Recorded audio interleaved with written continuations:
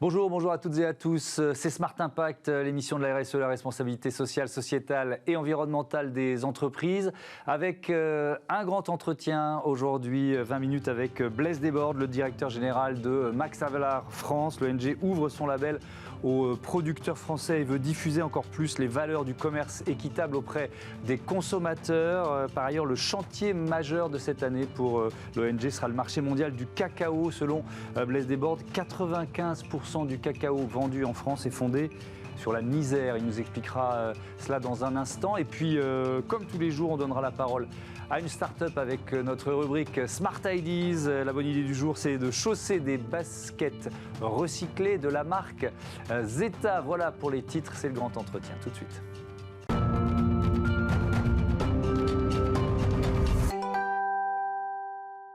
Une ONG qui s'engage, c'est le thème de notre grand entretien dans Smart Impact aujourd'hui avec Blaise Desbordes. Bonjour. Bonjour. Bienvenue, vous êtes le directeur général de Max Havelaar France. On va parler ensemble de votre action pour les producteurs français pour qu'ils soient rémunérés au juste prix. Mais d'abord, même si le label est très connu du grand public, c'est quoi Max Havelaar? C'est d'ailleurs Fairtrade Max Havelaar. Depuis quand ça existe? C'est une histoire néerlandaise au départ, c'est ça? Non, c'est une histoire mondiale. Elle est née effectivement aux Pays-Bas il y a 30 ans. Parce qu'une ONG locale hollandaise a décidé d'aider des producteurs au Mexique, dans les moyennes montagnes, près de Oaxaca, et de leur garantir un prix juste pour leur production. Ces gens-là ne voulaient pas de charité, ils voulaient surtout qu'on les paye pour les prix de production. Et donc, l'idée géniale, entre guillemets, qui a été instaurée, c'est de donner ce signal aux consommateurs à l'autre bout de la chaîne. Et depuis 30 ans, effectivement, ce label s'est installé sur aujourd'hui 35 000 produits dans le monde entier. Et notre ONG est un mouvement qui n'est pas un commerçant. Nous sommes indépendants, nous sommes sans but lucratif, nous sommes une association.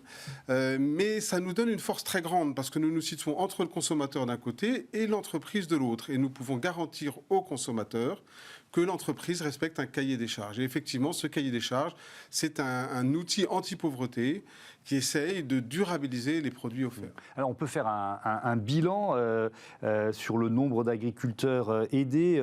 1 890 000 producteurs et travailleurs, unis au sein de 1822 organisations certifiées dans 72 pays. Ça, c'est les chiffres que j'ai trouvés sur le site français de Max Havelaar. Est-ce que ça veut dire que par votre action, vous avez transformé des filières ou une partie de ces filières? Est-ce que vous pouvez dire ça?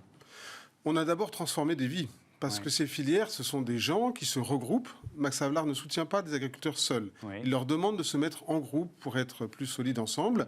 Et donc oui, on a transformé à travers différentes filières de fruits, de denrées comme le café, le cacao, le sucre qui viennent de la ceinture intertropicale. On a transformé des vies, des millions de vies sur ces 30 années. Et aujourd'hui, on peut dire que oui, on a recréé à côté des filières conventionnelles qui sont très largement des filières à impact négatif, je pèse mes mots, des filières du même type, dans le café, dans la banane, mais qui, elles, se donnent des règles qui permettent de garantir un impact positif pour la société, pour l'économie, pour la planète. Donc oui, il y a une filière cacao Fairtrade Max Havelaar, et quand vous discutez avec un trader, vous allez dans un entrepôt, au Havre ou ailleurs, il sait très bien que dans un coin de l'entrepôt, il y a les palettes avec les sacs de café qui sont Max Havelaar, les sacs de café qui sont bio, et puis le conventionnel. Ça veut dire que vous avez gêné pas mal de monde. Quand vous débarquez comme ça, si, parce qu'on peut imaginer au début. Des freins, des réticences, voire des pressions, des menaces. Quoi. Au début, personne n'a envie de changer. Et tout le monde a cependant, le soir, quand il rentre chez lui, la petite musique de participer à un monde non durable. En se disant, mais jusqu'à quand on va avoir des millions de personnes qui vivent tous les jours dans la misère grâce à notre consommation low cost, je dirais, dans notre caddie. Donc cette espèce de schizophrénie, nous, on apporte une réponse à ça. Donc au début, oui, il y a de la résistance, mais après, vous savez, on a des milliers, des dizaines de milliers de personnes dans les entreprises, puisqu'on travaille avec à peu près 5000 organisations économiques dans le monde, qui sont nos alliés et qui sont nos meilleurs ambassadeurs auprès de la direction des achats, auprès de la direction commerciale, etc. Alors l'actualité, c'est donc l'ouverture aux producteurs français. Pourquoi est-ce qu'ils ont eux aussi besoin d'un label équitable? Je dirais que malheureusement, l'équitable est devenu nécessaire en France. Personne ne l'aurait cru. Il y a 30, il y a 40, il y a 50 ans, notre agriculture, considérée comme une des plus puissantes, des plus modernes du monde, mais elle s'est fragmentée, il y a des poches de misère, et nous, on a vu peu à peu clignoter les mêmes signaux que l'on voyait au sud, c'est-à-dire des populations, des territoires qui se vident, des populations qui se paupérisent. Je vous donne un seul chiffre, dans le sud-ouest de la France, dans le Gers par exemple, les 2/3 des exploitations qui cultivent le blé ne couvrent pas leur coût de production. Vous vendez une tonne de blé, vous la vendez sur le marché mondial, par exemple, à 160 $. Ça ne couvre pas vos coûts de production, donc vous perdez de l'argent. Et c'est heureusement peut-être d'autres postes dans l'exploitation qui compensent le fait que le blé... Donc nous, par exemple, avec eux, main dans la main, pendant 2 ans, on a travaillé à construire le cahier des charges. Et sur cet exemple, nous venons de définir, là, le prix que nous allons proposer. Il y a 242 la tonne, 242 € au lieu de 160. Donc vous voyez, il y a un gap important. C'est très important, oui. Mais ce n'est pas important dans un biscuit. Et c'est ça qui est un peu notre espoir pour les filières françaises. C'est que bien souvent, nos paysans produisent des matières qui sont transformées. Et la valeur ajoutée dans un paquet de gâteaux à 2 €, la part du blé, la part d'achat du blé est très faible. Elle est de peut-être 5 ou 6 centimes. Donc Eh ça bien, va pas augmenter... on la proposer à 7, exactement. Oui, ça ne va pas augmenter radicalement le prix du produit, quoi. Tout à fait, tout à fait. Ces quelques centimes de plus sont 1 $ pour le consommateur ou très peu $. En revanche, ils changent radicalement les choses pour le paysan, le territoire. Pourquoi ça prend 2 ans? Parce qu'il faut aussi trouver les partenaires industriels, les marques, ceux qui vont finalement accepter d'être dans cette nouvelle logique. Tout à fait, mais ce travail est en cours. Et c'est surtout que nous devons... Max Havelaar, nous sommes une ONG professionnelle. Donc on a des cahiers des charges techniques qui sont extrêmement charpentés. Ils sont tous disponibles sur Internet. On est totalement transparent. Et construire pour une agriculture très moderne un cahier des charges, alors que notre expérience, elle est dans des agricultures beaucoup moins développées, avec des infrastructures beaucoup moins fortes, moins de routes, moins d'entrepôts, moins de ports, etc. Ça a été un vrai défi technique. Mais on l'a fait la main dans la main, effectivement, avec d'une part les gens de la filière lait dans le sud-ouest et d'autre part avec les gens de la filière blé. Et peut-être demain, on va l'étendre à d'autres filières. On a eu beaucoup de coups de fil. Quand on a lancé cette opération là, début mai, en disant ça y est, on y va, c'est venu de partout. On a eu la filière bovine qui nous a dit mais en Auvergne, on a besoin de vous. Le prix du bœuf est beaucoup trop bas. Il détruit nos exploitations, nos territoires se vident. Il n'y a pas que le lait, il n'y a pas que le blé. Donc le chantier est immense et pas à pas, on prend du temps parce qu'on veut être dans les mêmes critères qui ont fait notre force, l'indépendance, la non-lucrativité et la qualité technique du cahier des charges qui fait que c'est possible. Nous ne sommes pas qu'une organisation qui disons il y a de l'injustice dans le monde. Nous proposons une solution économique. Et ça demande de la technicité et un peu de temps. Mais au bout du fil, pour bien comprendre, c'est un produit Max Havelaar ou c'est un produit d'une marque avec le label Max Havelaar? C'est un produit du partenaire. Oui, c'est ça. Donc il faut trouver le partenaire, on est bien d'accord. Vous avez tout à fait raison, et bon, je ne peux pas trop dire les noms parce que les produits ne sont pas prêts. Mais on a effectivement une laiterie, on a un fabricant de yaourt avec qui on discute activement, on a des fabricants de biscuits, on a des enseignes aussi qui veulent mettre sous leur propre marque, pourquoi pas, des PME françaises. L'essentiel du commerce équitable, vous savez, ça va être de la valeur, et c'est de la valeur pour les PME françaises. Qu'elles importent du café pour le torréfier et le vendre en France, ou qu'elles achètent du lait dans le sud-ouest pour faire un yaourt qui sera vendu à Dunkerque, la valeur ajoutée, elle est largement chez nous. Ce que nous, on demande, c'est que le maillon du début, le paysan, celui qui tient le territoire, celui, pour paraphraser un ancien Premier ministre, qui est un véritable agent public pour la France, pour l'intérêt général, le paysan, eh bien lui, on le protège. C'est absurde de dévitaliser ce qui structure notre territoire lui-même pour quelques centimes. Dans cette logique-là, une marque, elle peut se fournir chez des producteurs de blé du Gers, mais aussi de la Beauce, qui ne vont pas du tout avoir la même économie. Donc comment vous faites? Parce que le label Max Havelaar, finalement, il va peut-être aussi profiter aux agriculteurs de la Beauce qui, eux, ont plus de marge. Vous voyez ce que je veux dire? Je vois très bien, c'était un point important de notre travail. On a mis des filtres. Donc le label Max Havelaar en France, il sera accessible à certains territoires et pas à d'autres. Les territoires en difficulté, ceux qui vivent ce qu'on appelle la déprise agricole, ceux où on sait que c'est à peine un tiers de SMIC. Vous savez, les chiffres ont été publiés de 2015, ils sont malheureux. Hein. Un agriculteur se suicide chaque jour. Ça veut dire des drames que notre économie ne prend pas en compte. Que devient la famille? Que devient l'exploitation? Que deviennent les enfants? Enfin, cette misère sociale, l'isolement, la déprise agricole, tout ça, c'est des coûts qui ne sont pas dans notre paquet de biscuits. Ce que nous proposons, nous, c'est effectivement un mécanisme qui permet à une entreprise de dire, bah oui, là, je vais sécuriser mes approvisionnements de manière juste et équitable. Est-ce que c'est le succès de C'est qui le patron qui vous a aussi un peu aiguillonné, un peu poussé à le faire? Pas aiguillonné, ça a aidé. Au contraire, hein, on s'est parlé, on a partagé un peu nos idées, nos cahiers des charges. C'est surtout que le C'est qui le patron, c'est le signal que les consommateurs sont prêts. Bien sûr. Et nous, ça nous encourage. Quand les consommateurs sont prêts, du coup, le défi, il est sur nous. On s'est dit, mais il faut qu'on se bouge, visiblement, et on a un baromètre qui le montre tous les ans. Les Français, c'est pas un problème, même à travers la crise Covid, on les a sondés pendant la crise Covid, c'est pas un problème pour eux d'acheter des produits s'ils ont une garantie fiable, une garantie transparente.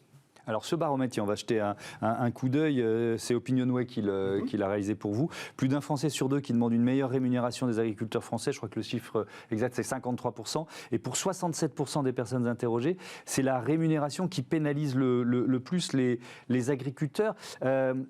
Alors, je trouve que l'initiative, elle est géniale, c'est pour ça qu'on vous a invité aujourd'hui. Et en préparant l'émission, je me suis dit, mais cette question, elle n'est pas nouvelle. La rémunération juste des agriculteurs français, ça fait des années, voire des décennies qu'on en parle. Pourquoi maintenant ? Parce que c'est un problème douloureux qui n'en finit pas de faire souffrir. Quand vous avez la déprise dans les territoires, l'éloignement, les services publics ferment également. Sans habitants ou sans activité économique dans un terroir, les services publics ferment. Mais donc, du coup, ça commence à remonter dans la société comme un problème de société. De plus en plus grave. C'est pour ça que vous y allez maintenant. Mais nous, on y va aussi parce que des gens sont venus nous voir en nous disant « Trouvez-nous une solution ». Depuis des décennies, effectivement, nous n'arrivons pas. Pourquoi on n'y arrive pas ? On n'y arrive pas parce que ce qu'on a inventé pour l'industrie et les services, c'est-à-dire le SMIG, c'est-à-dire le principe qu'une société dit en dessous d'un certain niveau, on ne peut pas vivre. C'est indécent. Je ne veux pas acheter ces lunettes si la personne qui fait ces lunettes n'a pas eu un minimum vital. Eh bien ça, curieusement, on ne l'a jamais fait pour l'agriculture. Vous savez pourquoi ? Moi, je ne sais pas. Parce que l'agriculteur, il est censé vendre ses denrées sur un marché libre. Et puis, si le cours est bas, il n'a qu'à fermer boutique et perdre son exploitation. Eh bien, nous, on dit non. Le prix minimum équitable, c'est l'équivalent du SMIC pour l'agriculture. Et il doit s'instaurer au niveau mondial. L'agriculture, ce n'est pas qu'une question économique. C'est une question géopolitique, c'est une question de société, c'est une question d'environnement et de climat de plus en plus. C'est notre intérêt collectif que peu à peu, de comprendre qu'en ayant des producteurs justement rémunérés, on a des bénéfices pour toute la société et pour longtemps. Et c'est aussi, je reviens sur cette question de temporalité, pourquoi maintenant ? Parce que la demande des consommateurs, elle s'exprime de façon de plus en plus forte, ça aussi vous l'avez ressenti. On est en retard. Ouais. En fait, nous, on a réalisé il y a 2 ans qu'on était en retard, à travers ces sondages, à travers ce baromètre, à travers le succès effectivement de C'est qui le patron et de nombreuses autres initiatives. On s'est dit, les gens sont mûrs, et d'ailleurs à chaque fois qu'on propose, à travers une politique de l'offre, je dirais à chaque fois que le produit est en rayon, un produit bien étiqueté, clairement équitable à côté d'un autre, en général, il a du succès. Nous, on a des croissances à 2 chiffres depuis des années, encore en pleine pandémie. Max Havelaar, on a cru de 10% cette année, 20% l'année précédente. Sur le marché du cacao, on a fait 30%, je crois, 25% cette année. Enfin, de partout, quand les produits sont là. Donc, la responsabilité est du côté de l'offre. Est-ce que c'est la réglementation qui peut le faire ? Est-ce que c'est l'État qui doit nous pousser ? Nous, on a tendance à penser que malheureusement, l'État n'y arrive pas. Nous saluons la loi Egalim 2, qui va dans le bon sens. Le ministre de Normandie essaye. Mais il ne peut pas toucher à la fixation d'un prix parce qu'il va se heurter effectivement au traité européen sur le libre-échange. C'est une question que j'allais vous poser. Est-ce que l'État doit labelliser les labels ? Parce qu'on en parle énormément dans cette émission. On s'y perd un peu quand même dans ce que j'appelle le maquis des labels. Bien sûr. Donc est-ce que vous avez besoin de l'État pour finalement estampiller les labels les plus robustes ou les plus... On a besoin de l'État et des consommateurs. C'est vrai que le plus grand danger pour notre initiative et les labels indépendants et associatifs, c'est effectivement les fausses promesses. Quand vous avez sur un produit quelque chose qui ne veut rien dire, ou derrière il n'y a rien, vous creusez, il n'y a pas de preuve, il n'y a pas de cahier des charges strict. Un drapeau français qui peut nous faire croire que c'est produit en France alors que c'est seulement là. Ça, je crois que les pouvoirs publics sont dessus. Je pense que c'est l'avenir d'une société, d'une économie durable. On ne pourra pas tout réglementer. Et on voit bien une forme d'impuissance des pouvoirs publics français, européens, voire mondiaux, ne serait-ce qu'à mettre des clauses, comme le président Macron essaye de le faire dans le traité avec le Mercosur, des clauses pour que quand le soja arrive, quand le bois arrive de la forêt amazonienne, on ait la garantie que c'est une forêt qui est gérée durablement ou que le soja a été produit sans eau, etc. Donc, comme il n'y arrive pas par la loi, nous... je dirais, projet citoyen, ONG citoyenne, nous pouvons le faire parce que nous n'avons pas le même statut. Nous pouvons parler directement aux consommateurs, nous pouvons dire le bon prix, c'est celui-là, et qu'il apparaisse sur les produits. Ce que ne peut pas faire l'État parce qu'il ne peut pas décréter que le prix d'une tablette de chocolat, ça doit être 1,50 €. Alors justement, vous me tendez la perche, on va parler maintenant du cacao. Je l'ai annoncé en titre. Il y a d'abord ce chiffre, moi, qui m'a vraiment choqué, surpris en préparant l'émission. Quand on achète 100 tablettes de chocolat en France, elles sont, mais dans leur immense majorité, leur économie est fondée sur la misère. Absolument, absolument. Comment vous arrivez à ce chiffre? C'est quoi le chiffre? C'est 80... Le chiffre, c'est 95%, puisque vous avez à peu près 5% seulement des tablettes que nous consommons tous les jours qui ont un système de garantie. Donc ça veut dire que 95% des enfants français, quand ils prennent leur barre chocolatée, ils prennent un produit qui a été très probablement cultivé par d'autres enfants au bout du monde, tous les jours. Au goûter, à l'école, à la cantine, 95% des produits chocolatés en France n'ont pas de garantie, de filet de sécurité minimum. Je ne parle pas de quelque chose d'extraordinaire avec tout le monde qui a une vie prospère, une voiture, etc. Je parle du revenu vital. Donc on sait que ce revenu vital n'est pas servi aux producteurs de cacao. Plus des 2/3 sont en dessous du seuil d'extrême pauvreté, c'est-à-dire $1,3 par jour. On sait un peu la même chose dans le café et dans d'autres denrées. Donc, on a là derrière ce chiffre un double défi, je dirais. Il y a un défi, nous, société française, est-ce qu'on accepte ça? Est-ce que vous, en tant que père, est-ce que moi, en tant que père, est-ce que Monsieur X, en tant que professeur, il a envie de... Et puis, on a un défi géopolitique. Est-ce qu'on a intérêt vraiment à paupériser des millions de personnes partout dans le monde qui, eux, ne demandent qu'à vivre de leur travail, ont hérité une parcelle de café, de cacao, quelques hectares. Vous savez, le prix actuel sur le marché du cacao qui est coté à Londres, donc c'est un produit boursier, accessoirement, à Londres et à New York, le prix actuel, il est 2 fois plus bas que dans les années 70. Est-ce que vous avez entendu dire que dans les années 70, on payait le chocolat trop cher? Est-ce que les gens se plaignaient en disant « mais c'est pas possible, je ne peux pas m'acheter une barre chocolatée » Pas du tout. Ça se passe dans la construction de la marge entre la production, le trading, le transport, la fiscalité et le produit sur l'étalage des Français.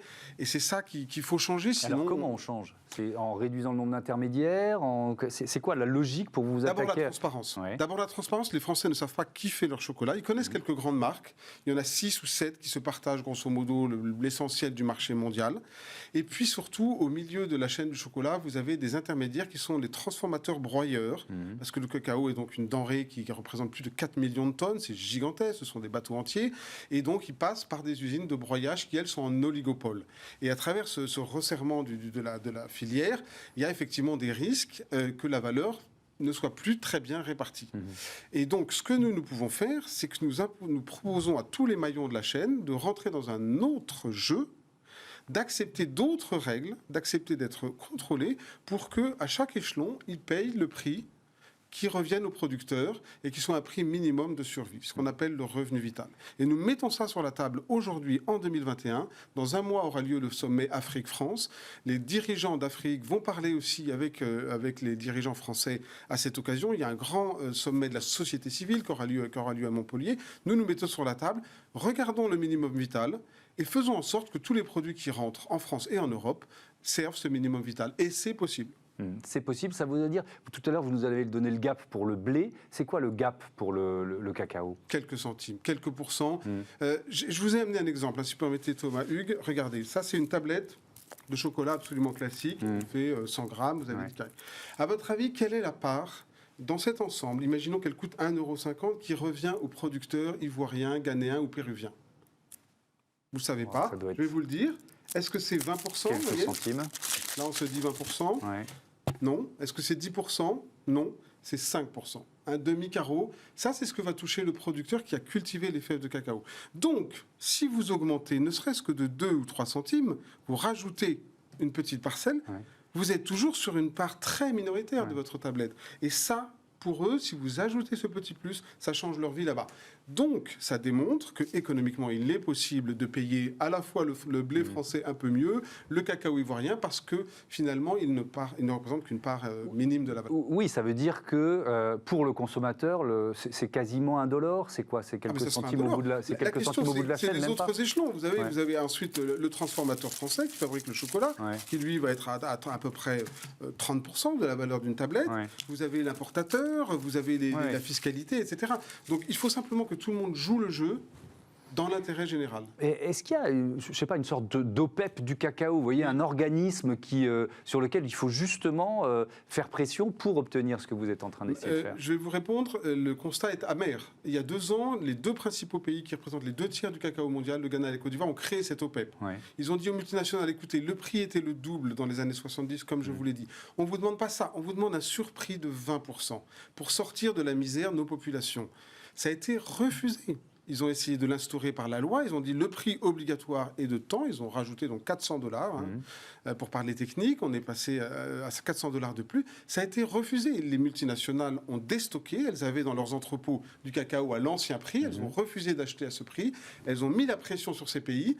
Et à force, le cacao ne sortait plus des campagnes. Le cacao ne sortait plus des entrepôts en Côte d'Ivoire et au Ghana. Et ils ont dû plier et revenir à l'ancien prix. Donc c'est très dur. Je crois que ces grandes sociétés ne bougeront que si la société civile bouge. Et si les pouvoirs politiques du Nord viennent aux côtés des pouvoirs politiques du Sud pour les épauler et dire nous aussi nous voulons un cacao sans déforestation. Quand vous achetez une tablette en France, je vous l'ai dit, dans 95% des cas, vous appuyez sur le bouton déforestation, travail des enfants et misère noire. Est-ce qu'on a envie de ça les uns les autres ? Non. Et d'ailleurs, si je vais faire mes courses là cet après-midi, il y a votre label sur quoi ? 2-3 marques Vous l'avez partout. Vous l'avez partout. Ouais. Ça représente pour le chocolat. Ça représente 3%, 14 000 tonnes de cacao en France. 3%. Vous le trouverez dans toutes les grandes enseignes. Il faut juste chercher un petit peu parce que l'offre est gigantesque. Et effectivement, il y a 90% des autres tablettes. Vous n'aurez pas cette garantie. Vous avez aussi des fausses garanties qui vont être apposées avec des slogans. Prenez une seconde de plus pour choisir votre tablette. Il y a notre label, il y en a d'autres également. Il y a des certifications fiables qui existent. Il faut juste faire ce mini-effort. La société en a besoin. Il y a un thème dont on parle souvent dans Smart Impact, c'est la transition de l'industrie de la mode, de l'industrie du textile. Est-ce que, alors on voit beaucoup de jeunes marques qui se créent avec ces principes. Oui. C'est évidemment plus facile pour elles. C'est évidemment le symbole d'un mouvement de fond. On voit que l'industrie est en train de bouger petit à petit. Est-ce que vous y mettez aussi sur le textile ? On va s'y mettre. Le textile, le coton et le textile seront le grand chantier de Fairtrade Max Havelaar en 2022. D'accord. Nous avons en ligne de mire la fin de l'année 2022 pour lancer une nouvelle initiative et nous appelons les PME françaises à nous en parler. Nous avons déjà des contacts avec elles, ainsi que les grandes marques. Cette initiative serait un peu dans la même philosophie que je vous ai exposée là. Il s'agirait de faire une initiative textile équitable qui dise, écoutez, donnons un socle minimum à cette industrie de la fast fashion qui est extrêmement délétère sur le plan environnemental, c'est absolument dramatique. Là, pour le coup, le défi est peut-être un peu plus élevé parce que la différence entre un produit durable dans le textile, par exemple, une petite robe à 20 € en durable et à 10 € en non durable, la différence est plus grande. Donc il va falloir embarquer les consommateurs, les consommatrices, il va falloir embarquer les mouvements de la société civile, mais nous espérons lancer à la fin de l'année, effectivement, un pacte mondial pour une mode durable sur le plan environnemental et sur le plan social. Merci, c'était passionnant. Merci beaucoup Blaise Desbordes. Merci pour votre invitation. On passe à Smart Ideas tout de suite, on chose des baskets recyclées.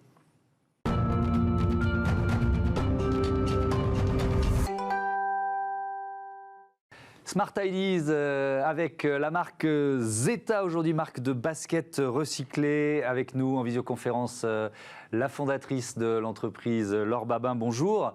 Je ne sais pas si vous suivez l'émission, mais la première question dans Smart Ideas, elle est quasiment toujours la même. Vous l'avez créée quand et avec quelle idée, votre entreprise ? Zeta, ça a été lancé en septembre 2020. J'étais en dernière année d'études en management à l'IEL Bordeaux et j'ai fait tous mes stages en industrie de la mode et de la chaussure. Je me suis peu à peu rendu compte que c'était une industrie qui ne tournait pas rond, à la fois sur le plan environnemental et à la fois sur le plan social. Et je me suis demandé comment moi, à mon échelle, j'étais capable de reprendre tout ça, le déconstruire et de faire de ce produit qui a un impact fort, un impact négatif fort, un produit bien plus écologique et bien plus impactant. Avec une idée de s'appuyer sur le marc de raisin. C'est quoi déjà le marc de raisin ? Le marc de raisin, ce sont les résidus qui vont rester juste après l'extraction du vin pendant les vendanges. Donc, c'est tout ce qui va être les pépins, les peaux, les résidus. Et dans ce cas, on va les réintégrer dans la chaussure. Donc, ils vont être déshydratés dans des fours, broyés en une fine poudre, réintégrés dans nos semelles. Et ils font également partie de l'extérieur de la chaussure, ce qu'on appelle le cuir de raisin. Ça représente combien de tonnes le marc de raisin, de matière première pour vous finalement ? Alors, dans une basket, on considère 2 kilos de marc de raisin. Il faut savoir que chaque année, ce sont 900 000 tonnes de marc de raisin qui vont rester, on va dire, sur les bras des vignerons, des agriculteurs en France et qui vont être envoyés à la destination des distilleries. Ça veut dire, alors oui, ça c'est une question importante. Avant que vous ayez cette idée, il devenait quoi le marc de raisin ? Alors le marc de raisin, il n'est pas jeté, il est soit réutilisé dans les sols pour la fertilisation des sols, soit il est envoyé à destination des distilleries. Mais ça reste un sous-produit viticole qui est non exploité.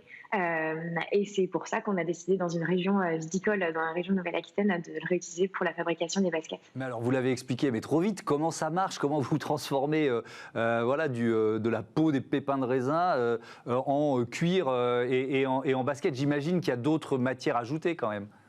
Bien sûr. Alors, le cuir de raisin, on s'approvisionne auprès d'une entreprise qui s'appelle VGA, une entreprise italienne qui est située dans la région de Milan. Et en fait, qui va récupérer donc ce marc de raisin, qui va le broyer en une fine poudre. Ça va être déshydraté, puis ajouté à du PU et à d'autres matières. Ça va être étalé en une fine pâte, puis assemblé sur la chaussure. Et dans notre cas, dans notre dernier modèle donc qui s'appelle Millésime, on a récupéré du marc de raisin de la région de Bergerac pour l'intégrer dans nos semelles. Et c'est ce qui donne cet effet moucheté. C'est quoi le PU, vous avez dit? Alors le PU, c'est du polyuréthane, c'est un dérivé du pétrole. En l'occurrence, alors c'est pas une matière qui est tout à fait clean, on le sait. On a 78% de matière végétale en raisin et le reste c'est du PU. En revanche, on est obligé d'avoir cette partie-là pour solidifier la matière et pour assurer sa durabilité dans le temps. C'est pas du cuir animal, c'est un aspect bien plus éthique, mais on est obligé d'avoir cette petite matière-là. Alors, c'est intéressant, parce que bon, il y avait cette question-là, il fallait qu'elle soit posée, mais l'autre aspect, je viens d'entendre que vous travaillez avec une usine en Italie, mais que vous commencez à réussir à faire bosser, ou à réutiliser du raisin français, parce que c'est le paradoxe, quoi. Vous venez d'une région Nouvelle-Aquitaine et vous allez chercher Absolument. Du marc de raisin en Italie. Exactement. En fait, lorsqu'on a lancé la marque, on a eu pas mal de remarques de personnes, notamment de la région de Bordeaux, qui nous ont dit « Vous êtes dans une région viticole, pourquoi est-ce que vous ne travaillez pas avec des vignerons de la région ?» La question ne s'est pas posée parce que tout simplement, on s'approvisionne pour le cuir auprès de l'entreprise italienne. On n'a pas le choix au niveau de l'approvisionnement, au niveau de la logistique. C'est déjà bien ficelé. Mais on s'est dit « Mais donc, où est-ce qu'on pourrait ajouter ce marc de raisin dans la chaussure ?» Et c'est avéré qu'on a réussi à l'intégrer après un peu de recherche et développement dans la semelle. Et dans la semelle intérieure qui est faite à partir de liège recyclé.